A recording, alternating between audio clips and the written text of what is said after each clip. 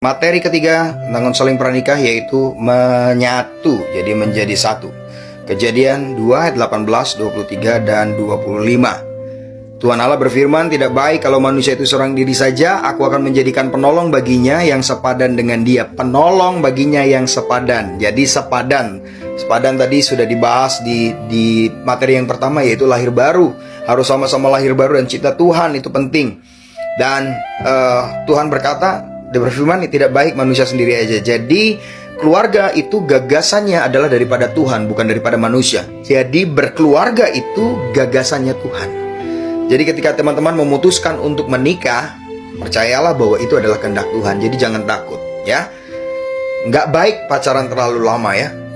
Ya oke lah kalau 2-3 tahun masih oke. Tapi kalau lebih daripada itu, ya, jadinya mau dibawa kemana hubungan kita. Nah itu nggak jelas. Jadi harus lebih jelas lagi, ya. Harus sesuai dengan firman Tuhan.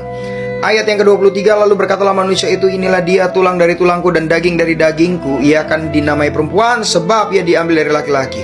Sebab itu seorang laki-laki akan meninggalkan ayahnya dan ibunya dan bersatu dengan istrinya, sehingga keduanya menjadi satu daging. Mereka keduanya telanjang, manusia dan istrinya, tetapi mereka tidak merasa malu. Dikatakan menjadi satu daging, laki-laki dan perempuan menjadi satu daging. Itu bicara tentang hubungan seks. Jadi hubungan seks ini halal atau diperbolehkan. Anda boleh seks bebas bersama istri, maksudnya. Anda boleh berhubungan seks bebas dengan istri atau suami sendiri, gitu ya. Nah,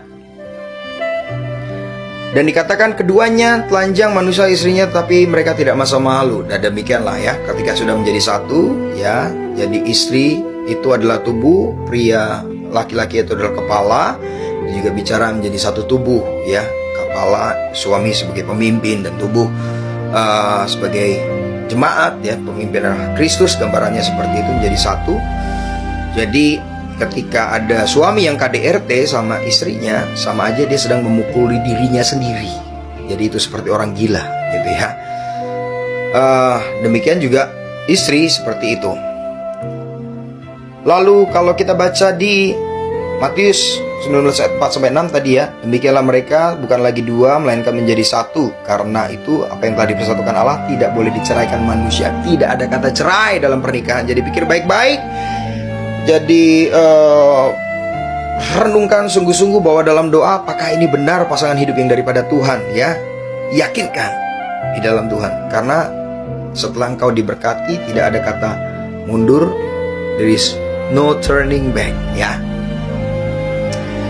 1 Korintus 6 ayat 19, atau tidak tahukah kamu bahwa siapa yang mengikatkan diri pada perempuan cabul menjadi satu tubuh dengan dia, sebab demikian kata Nas, keduanya menjadi satu daging, ya. Ketika berhubungan badan, ya, menjadi satu daging, dan itu hanya boleh dilakukan di dalam pernikahan, ya. Di luar pernikahan itu tidak boleh, ya. Jadi bicara tentang menyatu itu juga bicara tentang melekat seperti juga debu, gitu ya, melekat di sepatu, melekat di baju kita. Nah itu, ya, melekat. Suami dan istri harus melekat dan harus punya istilahnya, cari sesuatu yang bisa melekatkan diri atau mendekatkan diri biar tambah nempel. Kira-kira apa sih yang bisa membuat suami istri ini jadi tetap harmonis atau bahkan tambah harmonis seperti itu, ya. Nah, jadi itu tentang menyatu. Nah, menyatu itu juga bicara tentang kesetiaan, ya. Bagaimana suami dan istri tetap setia, karena setia itu adalah salah satu sifat daripada Tuhan, ya. Karena Tuhan itu setia. Jadi nggak mungkin kalau kita anak-anaknya nggak setia. Roma 12 ayat 9, hendaklah kasih itu jangan pura-pura, jauhilah yang jahat dan lakukanlah yang baik. Ya, ketika Anda menikah, menyatulah kepada pasangan Anda dengan menjaga kesetiaan, kasih, dan janji setia Anda yang tidak berkesudahan.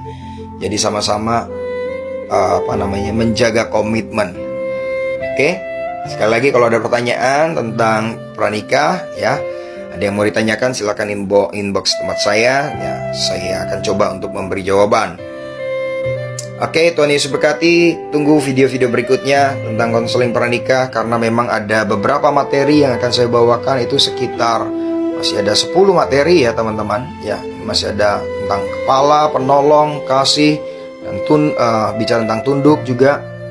Lalu setelah itu ada tentang bicara membahas mertua, keuangan, tentang seks, romantisme, komunikasi, kesetiaan. Oke, Tuhan Yesus memberkati.